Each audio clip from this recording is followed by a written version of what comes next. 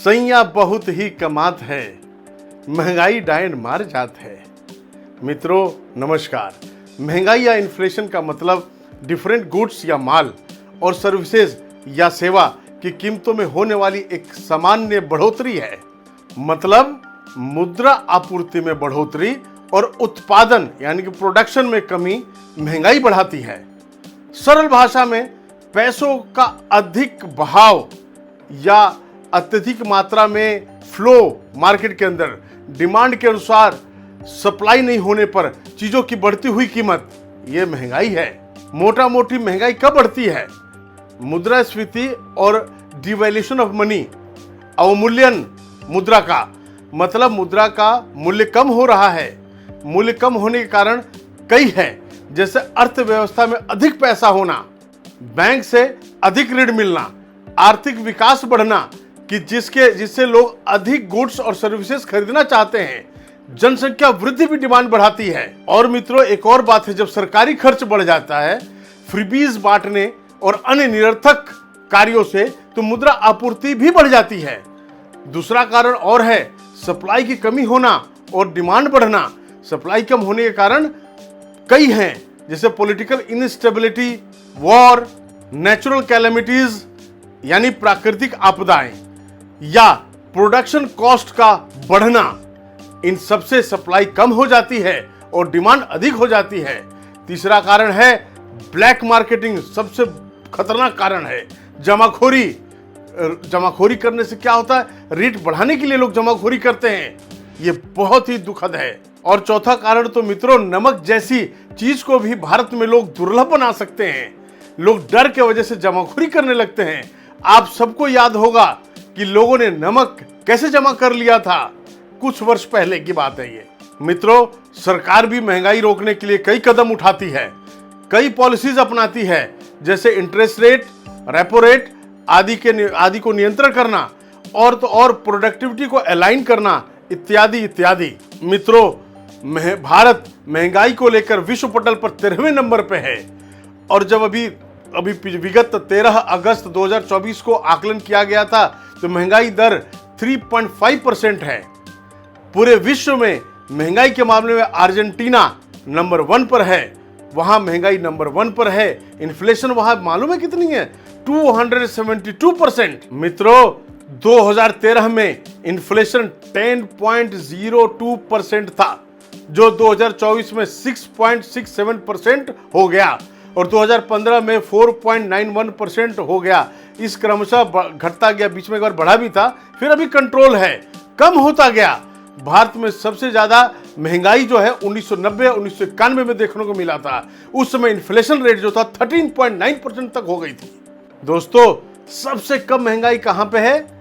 कुछ 2-4 देशों का नाम बता देता हूं। मकाऊ, हांगकांग, ताइवान, चाइना, यहाँ सबसे कम महंगाई वाला देश है। 1% 2% ऐसे है इनकी इन्फ्लेशन रेट। और सबसे खराब स्थिति कुछ देशों का नाम बता देता हूं मित्रों। अर्जेंटीना तो नंबर 1 है, वेनेजुएला, तुर्की है, टर्की, सूडान एटसेट्रा एटसेट्रा। दोस्तों हम सबके मन में आता है, विचार जरूर आना भी चाहिए, रुपया डॉलर के मुकाबले कमजोर क्यों होता जा रहा है?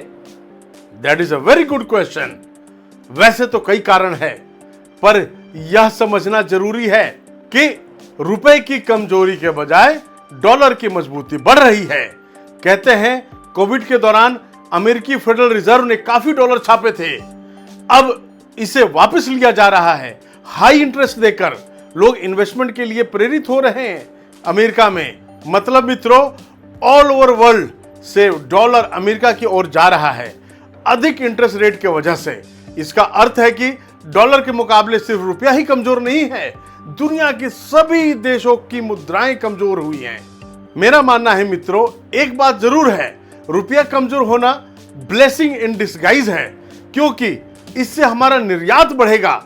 सस्ता सामान होने की वजह से हम दुनिया के बाजार में सस्ता माल बेचकर ज्यादा डॉलर कमा सकते हैं। दोस्तों एक विद्वान, यहाँ विद्वान बहुत है हमारे यहाँ, कुल ये कहना था कि भारत की स्थिति पाकिस्तान और श्रीलंका जैसी हो सकती है, क्योंकि वहां भी स्थानीय मुद्रा काफी गिर गई है। तर्कहीन बातें हैं, भारत में ऐसी स्थिति कभी नहीं आएगी। यहाँ का डोमेस्टिक मार्केट काफी स्ट्रांग है, economy has got bigger size, so not to worry buddies. IMF international monetary fund ने भारत के लिए महंगाई दर को 2024 में 4.6% मैक्सिमम रहने के लिए और 2025 में 4.2% रहने का अनुमान व्यक्त किया है। रिस्पेक्टेबल मापदंड में है ये। मित्रों, एक वाक्या मैं जरूर बताऊंगा। एक बार दोस्तों, मैं अपने टू व्हीलर से कहीं जा रहा था, अचानक बारिश हो गई। मोदी जी अचानक ही बारिश करा देते हैं, सबसे बड़ी समस्या है। पता नहीं मोदी जी को क्या हो गया है, जब कभी बारिश करा दे, कभी धूप करा दे, उनकी मर्जी है भाई। आजकल तो मोदी जी ही भारत में सब कुछ कराते हैं। बचने के लिए हम लोग फ्लाईओवर के नीचे खड़े हो गए और साथ में कुछ और टू व्हीलर्स वाले भी खड़े हो गए। स्वाभाविक है, गुफ्तगू भी होने लगी, बातें भी होने लगी। कई लोगों ने कहा पेट्रोल बहुत महंगा हो गया है, मैं सुन रहा था। फिर मैंने पीछे मुड़कर देखा, क्षितिज तक गाड़ियां ही गाड़ियां थी। वाह रे महंगाई, महंगाई के लोगों ने धज्जियां उड़ा दी हैं। दोस्तों, समृद्धि आई है, लोगों के रहन सहन के स्तर में सुधार आया है, परसेंटेज में इजाफा हुआ है, लोगों के स्तर सुधरने में, कमियां मिनिमाइज हुई हैं, बेसिक नीड्स काफी हद तक पूरी हुई हैं। लोगों की इस जनसंख्या विस्फोट के बाद भी समृद्धि आई है। मित्रों, इस बाबत एक बात बताना चाहूंगा। पॉवर्टी इंडेक्स यानी गरीबी सूचकांक की बात करें तो जो 29.17% 2013-14 में था, उसे गिरकर 11.28% पर आ गया 2022-23 में। और क्या कहेंगे आप, यानी लगभग 18% की गिरावट है। अच्छा है।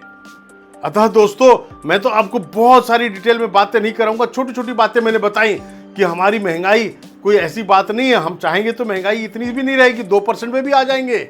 हमें देखना क्यों, ग्रोइंग हमारी इकोनॉमी है, तो इसमें थोड़ी बहुत महंगाई तो होती है, लेकिन उससे हमारा स्तर भी बड़ा है, हमारे पास इनकम, सोर्स ऑफ इनकम भी बड़ा है। आप अपने चारों तरफ आंखें उठा के देख लिए, सबके पास गाड़ियां हैं, सबके पास टू व्हीलर है, सबके पास लगभग घर होने जा रहा है, सबके पास समृद्धि है, सब पहले से अच्छे स्थिति में रहते हैं। दोस्तों, देखना यह है कि हम इकोनॉमिकली वायबल रहकर अर्थव्यवस्था को कैसे मजबूत करें। अगले विषय वस्तु पर फिर हम बात करेंगे मित्रों, बहुत अच्छे विषय वस्तु पे। थोड़ा मैं इस बात पे बात करेंगे कि गौ माता जो इधर उधर विचर रही हैं, उसके ऊपर हम बात करेंगे, चर्चा करेंगे। तब तक आप प्रसन्न रहें, स्वस्थ रहें और मस्त रहें। नमस्कार दोस्तों।